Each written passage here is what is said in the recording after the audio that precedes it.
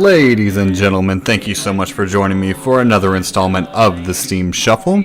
My name is Asher, and today we are taking a look at Cuphead. Cuphead, developed by MDHR Studios, which is a studio of about 3 guys, and they managed to put out a gem of a game that I've put a few hours in so far that you wouldn't think you would, but this game is going to surprise you in how long it may take you to beat it. So I'm going to jump right into it. For those of you that are seeing on the screen the different film grain effects, just bear in mind that is actually intentional. That is the aesthetic of the game. It's similar to an old Tex Avery style cartoon, and the entire game is actually hand drawn. It's very difficult to know where the cartoon ends and the game begins. It's very seamless, and you'll see that when I start playing through. But just real quick, let's run through the options just to give them a gander here. You have 3 separate volume sliders for your audio. You have a few different visual options. They're really not going to change too much, but there's quite a few different resolution options for certain. I actually can play it in 1440 no problem. I'm just recording it in 1080 currently. And this can run on pretty much anything. This will run on a potato if you really want it to, so that shouldn't be an issue. And fully rebindable keys, which I actually recommend doing with the controller. By the way, use a controller for this. You do not want to go into this with a keyboard. Use a controller, but you can rebind that controller. And I had to change the dash button, really. It's the only thing I had to change because where it is by default just isn't very comfortable. So let's jump right in. As you can see here, I have 56% of the way through. The second playthrough you see on there, that's on the simple mode. That one wasn't me, that was someone else. That's not quite as good at platformers as I am, so we put it on simple for them because there are 2 difficulties. Disclaimer on that, if you do play and beat the game on the lower difficulty, it will not let you finish it. You cannot do the last 2 bosses on simple, so you could do 90% of the game, but you cannot do the last 2 bosses, at least on that difficulty. I don't believe, as a matter of fact, I don't think you get contracts when you beat bosses on the simple difficulty, so in order to complete the game, you have to beat it on normal. And to my understanding, there is a hard mode afterwards, which I'm probably not ballsy enough to try, because this game looks friendly and cute. It is not. This game is balls to the wall difficult, and your peripherals beware because they may get smashed in frustration trying to complete this and beating the various bosses. Essentially, this is a boss rush game. There are a few side-scroller levels, but they're very few and far between. They're like a 3-to-1 or a 4-to-1 ratio from what I've seen so far, which is perfectly okay. Originally, the developers did not intend to include them at all. They were just going to do the bosses, and they showed the game off at a convention, and everyone's like, "Oh, cool! I can't wait to see the rest of the game." And they're like, "That's it. That's what it's supposed to be." So they were definitely an afterthought. They are how you earn coins, which you use in the shop to purchase your various abilities, such as different weapons, as you can see here, and you can carry up to 2 with you at a time, as well as different charms you can purchase. And I'm actually going to switch mine right now. And then your supers you get from what are called mausoleums, but that's completely separate. So there's only so much I can say about the game without you just seeing it. I'm going to just kind of show it off. I think the game speaks for itself. This game was released about 3 weeks ago as of today, and it's doing incredibly well. It's sold all over 1 million copies already. And I want to show you why, because it has earned every single one of those sales. It is absolutely brilliant. So I have not done this boss yet, and I apologize in advance if I completely fail at it, but we're going to give it a shot. So what do we have in store today? It is a pirate. Alright, so immediately this reminds me of Popeye. As you can see, this is... oh shit, it's just like an old school cartoon. If you see those pink abilities, or those pink projectiles, anything that is pink I can actually parry, such like that. And that will give me more super meter, which you can see in the bottom left hand corner. and that does not work out very well. You'll also notice that I have 3 hits. 3 hits and I'm dead. No way to regain that health. Once it is gone, it is toast. And this guy is gonna be a bit tricky because I can't use my homing shot, which I rely on quite a bit, because it'll just hit that barrel and I'm dead. Alright, let's give that one another shot. I recently just defeated a boss that took me, oh man, I want to say probably 50 tries to beat. He was a dragon. That boss, I almost broke my controller over. Like, it was, I don't feel like the game cheats me. It's just that hard, and when I do die to something, every time I see it, it's like, shit, I could have avoided that. That was completely my fault. None of the deaths feel cheap. And that's very important in a game that is designed around the difficulty like this.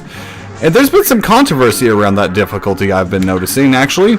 A lot of people are saying that it's too hard, and that they want to experience the game and experience the aesthetics of it. And I can see why. The game is absolutely gorgeous, and if you're not good enough to beat it, well, you're not going to get very far in it. But at the same time, this game is kind of a... shit. Let's back up here. We'll try different weapons.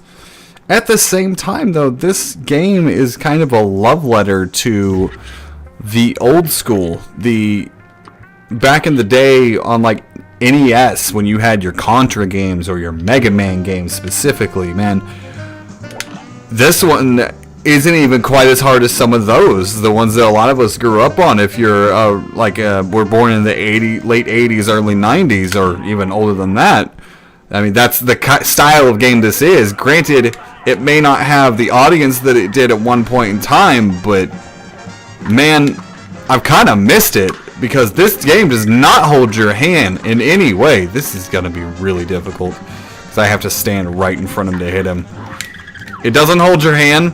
There is an autosave, so I mean, it's a little bit easier than it used to be on the NES. I mean, I don't have to remember a damn password to get back to where I was, so I'm just saying it could be way more difficult just for the sake of it if they really wanted to. All right, oh, okay, I haven't seen you yet. What's going on here? Oh, I can hit him. Okay. Well, that was interesting. And super meter. Thank you. That actually worked out well, because I can parry his shot to get enough height to actually hit him with that. We got dogfish. Yep, we got dogfish. Oop. You know, I'm just gonna sit. Oh, I can shoot them. Okay. Good to know. Okay, now he's spitting at me. So we got a new mechanic. As you can see, there are no health bars anywhere to be seen. It is all only phase-based, so you never really know where you're at. Damn it. Until you die. And I was over halfway on beating that one. So every time I'm getting better. And that's kind of the point of these kinds of games, you know. There is no hand-holding. It's you keep doing it until you get good enough to beat it. And if you can't, then you just don't beat it. Like, it's that simple. Because back in my day, I know I'm going to sound like an old man, but back in my day, it was almost a notoriety thing. Like, people would make up stories about it, but if you were the one kid on the playground who could beat the most notoriously difficult game on the block at that point that was relevant, man, you were a legend. And that's what this game reminds me of, and I appreciate it. I'm in two minds of it. I understand that it's not going to be for everyone, because this game is balls difficult, and I'm not paying attention. It's hard to do when I'm commentating. And people want to experience it. There is the simple mode, so you can do that with the simple mode. You can experience 90% of the game. But, I mean, there's a lot of games, even in this day and age, that you don't get to do the final boss if you do it on easy mode. I mean, that's just how it is. I don't know.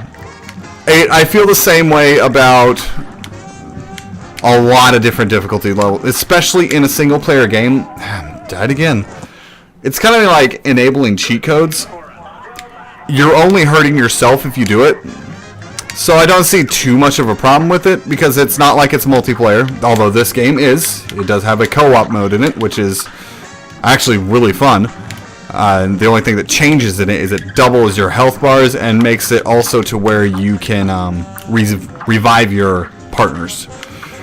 But it's... I digress. Even that being said, it's still... I don't know. I say let people play it the way they want to play it, but don't expect to get the full experience if you can't do it. Like, if you're not good enough to do it, then you're not good enough to do it, and you'll have to watch a Let's Play of it or something similar.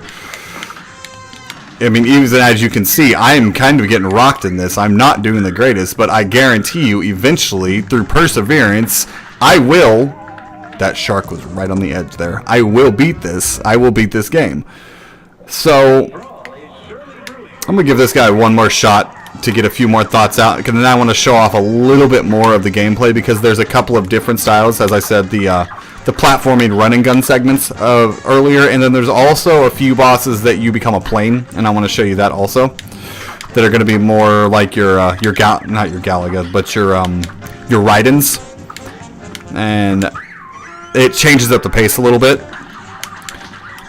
In terms of value, these damn dogfish, whatever. In terms of value, the game is $20. I think it's a fair price. I really do. If this is your style of game, if you're the kind of person that enjoys the challenge that a game can bring you, if you're the kind of person that misses the old style platformers of ye olden days, this game is going to be right up your alley. I'm going to go back to Island Level 2 here real quick. And it's fantastic. In every way I can think of. This is probably going to be my game of the year, because I've just enjoyed it that much. And it's so... I wouldn't say it's different, but the art style itself shows how a game can truly be a work of art. Because this is all completely hand-drawn. And I could sit down and watch this, and I wouldn't know that I wasn't watching a cartoon if someone didn't tell me. Like, it's that incredibly done. It's seamless. Now, if you don't like the idea of losing and being frustrated on a game, this is not for you. Cuphead is not going to be your kind of game. But let me tell you, when you do finally beat that boss, it is an incredibly satisfying feeling. To know that you finally triumphed over something. And I haven't felt that in a long time, at least in a single player game like this, that makes me want to keep playing it. A lot of people call this the Dark Souls of platformers. I think that is highly appropriate, because it's that level. I mean, it may not quite be Dark Souls hard, but it's that style of gameplay. It is punishing for the sake of being punishing, but the fact that I want to see the next boss, and I want to chase that carrot of that feeling, almost like a fix of beating another boss finally until I beat this game, that's what's keeping me going. This is one of the plane levels, by the way, that I was showing off, and this one took me a few tries as well. Not quite as difficult, but he's still kind of a pain in the ass. But it's definitely worth it. I encourage everyone, $20 is a bit steep to ask, but I'll tell you, I have 5 hours in this. I probably will get at least 5 more, and then hours on top of that playing with other people in the co-op mode, because I want to show this to them, because I want to shout it from the rooftops. This game is fantastic, and I think everyone should at least experience it. And if it's not on your level, man, it's not... Don't feel bad on putting it on simple. Yeah, you won't be able to do the final bosses, but maybe that's what you need to keep you going, to make you want to finish the game. So this is kind of like, if you've ever played Mega Man, this is very similar to a boss called Magnet Man. This is just like his level, swapping floors and whatnot. The only difference is in Mega Man you couldn't shoot in 8 directions unless you had the metal blade, so it's a bit different. But I will say that dragon that took me so many... The hardest boss I have done thus far was that dragon.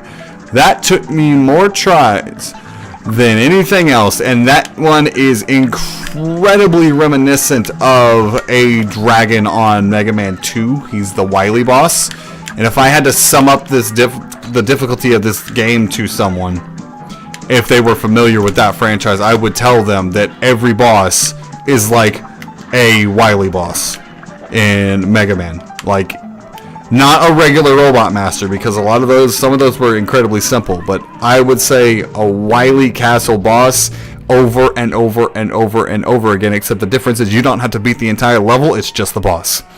And that is exactly what Cuphead has to offer. In between the satisfying feeling of dropping a boss and the unique aesthetic and visually pleasing nature of this game, I think the $20 is absolutely worth it. You may not. If it's just too much for you, I implore you to wait until the game goes on sale, 20% off. If it ever drops to 50% off and you don't pick this game up for $10, you are doing yourself a disservice. You really are. Unless this is just not your cup of tea, this is not your jam, I get that. But I would still say try it, just because of how unique it is, how the aesthetic of it is just, it's absolutely gorgeous. I've never seen anything like this. I haven't been blown away by a graphic style like this since cell shading. The first time I played like Jet Grind Radio, something like that. That's how groundbreaking and how awesome this visual style is to me.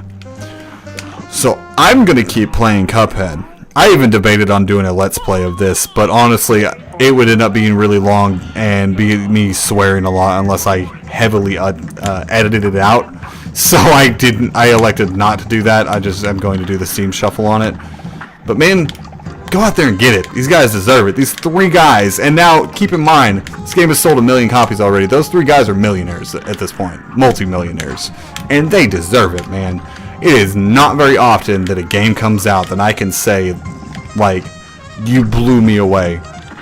I'm always looking for a unique experience, and Cuphead has delivered that in spades, and they deserve the praise.